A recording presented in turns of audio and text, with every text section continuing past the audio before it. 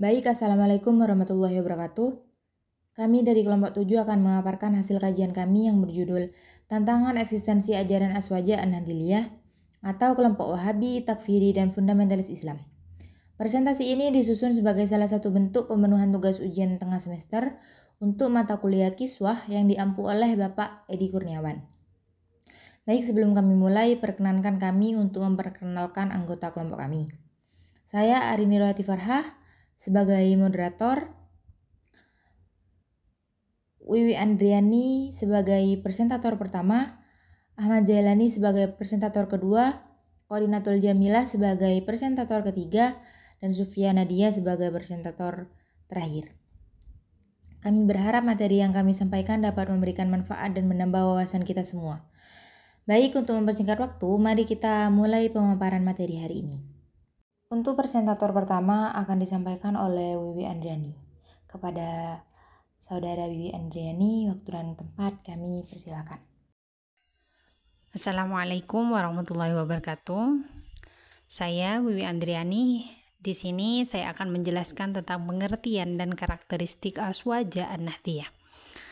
Bicara tentang pengertian Ahlus Sunnah wal Jamaah atau sering kita sebut dengan Aswaja adalah paham keagamaan yang mengikuti jalan tengah atau sering disebut tawasud dalam memahami Islam.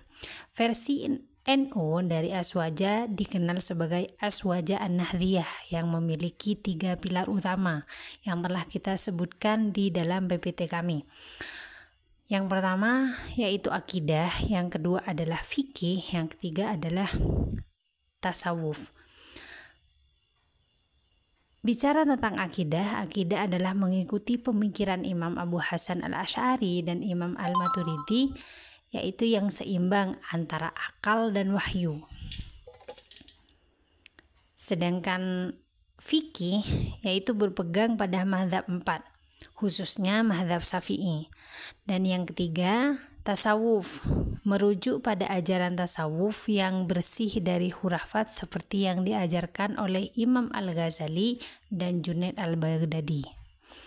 Selanjutnya tentang karakteristik utama Aswaja NU adalah yang pertama adalah tawasud atau moderat, yang kedua tasamuh atau sering kita dengar dengan toleran, tawazun yaitu seimbang, sedangkan i'tidal adalah adil, dan poin yang terakhir yaitu mengedepankan ukhuwah Islamiyah, wathaniyah, dan isaniyah.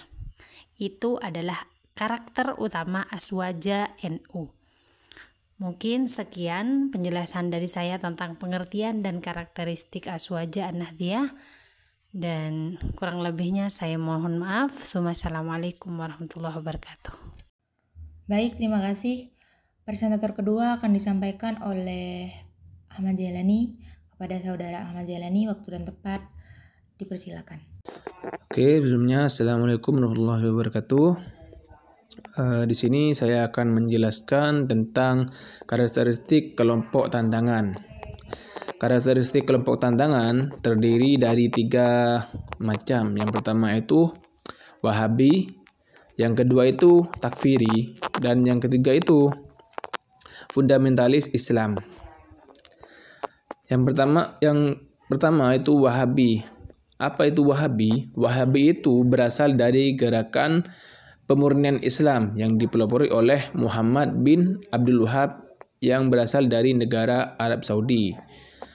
Tujuannya Muhammad bin Abdul Wahab ini yaitu untuk membersihkan Islam dari praktik yang dianggap syirik dan bid'ah. Ciri-cirinya yaitu menolak ziarah kubur, tawasul, maulid Nabi, dan juga tahlil dan lain sebagainya. Dan mereka juga beranggapan bahwa ajaran di luar pemahamannya mereka sebagai menyimpang, dan juga dia anti tasawuf. Jadi seperti itu. Dan yang kedua itu Takfiri. Apa itu takfiri? Takfiri itu adalah sebuah kelompok yang dikenal dengan mudah mengkafirkan sesama muslim, yang tidak sejajar dengan pemahamannya. Adapun beberapa karakteristiknya, yang pertama itu bersifat eksklusif dan fanatik. Yang kedua itu mudah menyalahkan dan memvonis orang-orang lain sebagai orang kafir. Yang ketiga itu sering terlibat dalam kekerasan berbasis agama. Dan yang ketiga yaitu fundamentalis Islam. Fundamentalis Islam itu adalah kelompok ini menghendaki penerapan syariat Islam secara total dalam semua aspek kehidupan manusia atau semua aspek kehidupan umat Islam. Ciri-cirinya yaitu mengikuti teks secara literal dan juga menolak ijtihad kontekstual. Juga berorientasi pada masa lalu, tetapi tidak selalu melalui pendekatan mazhab. Dan mereka juga menolak budaya lokal jika dianggap bertentangan dengan ajaran Islam. Jadi seperti itu. Baik, mungkin itu saja dari saya. Assalamualaikum warahmatullahi wabarakatuh. Baik, terima kasih.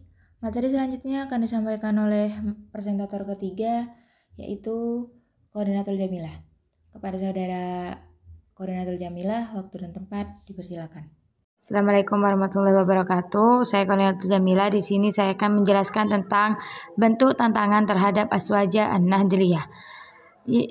Itu dibagi menjadi 5. Pertama, propaganda melalui media digital, stigma negatif terhadap Amalia Nahdliyin. Yang ketiga, gerakan takfiri. Yang keempat, infiltrasi ke lembaga pendidikan dan dakwah kampus. Dan yang terakhir, konflik ideologi dan pemaksaan syariat.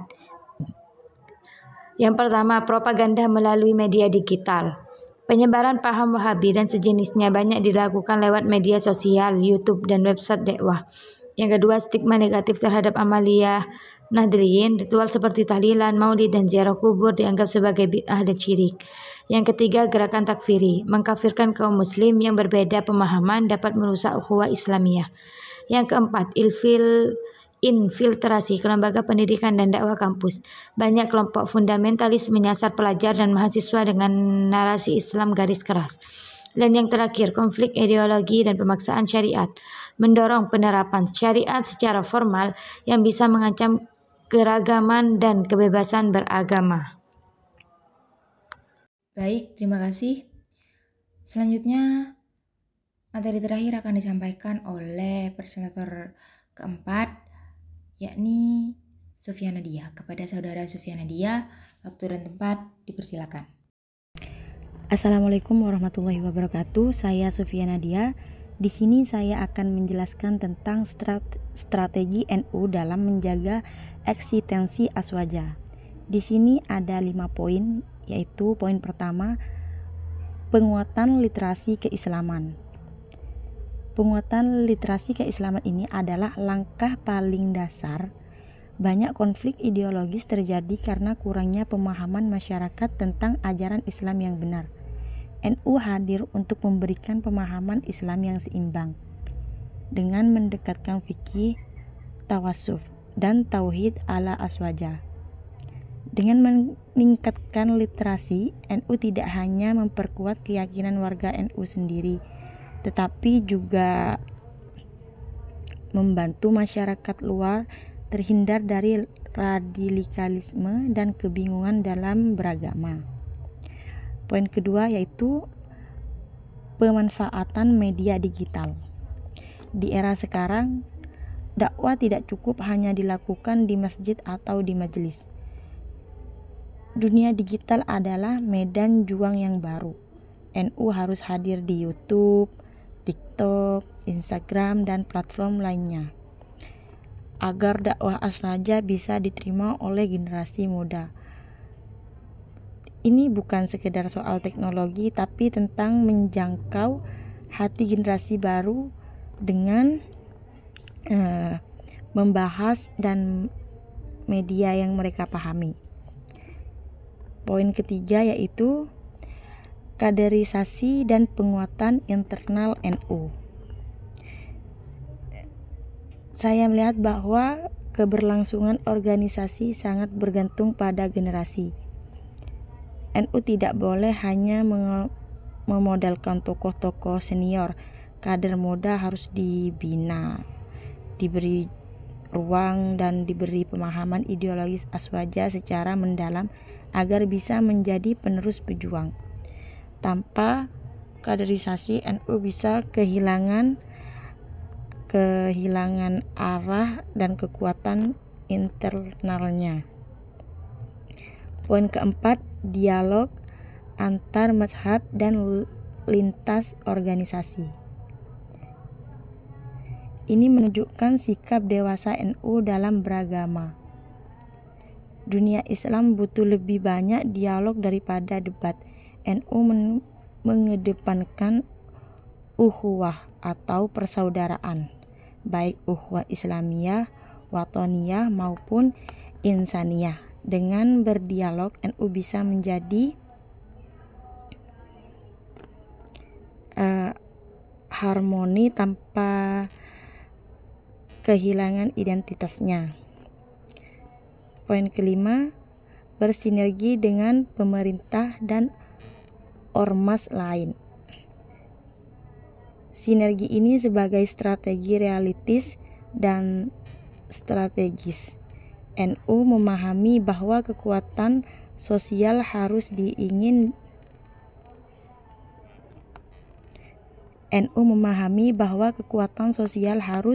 diiringi dengan kekuatan struktural.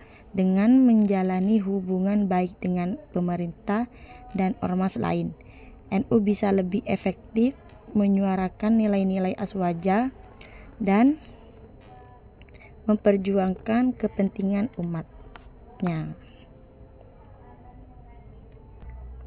Jadi kesimpulannya, strategi-strategi ini menunjukkan bahwa NU tidak hanya menjaga tradisi tapi juga mampu beradaptasi dengan perkembangan zaman tanpa kehilangan jati diri.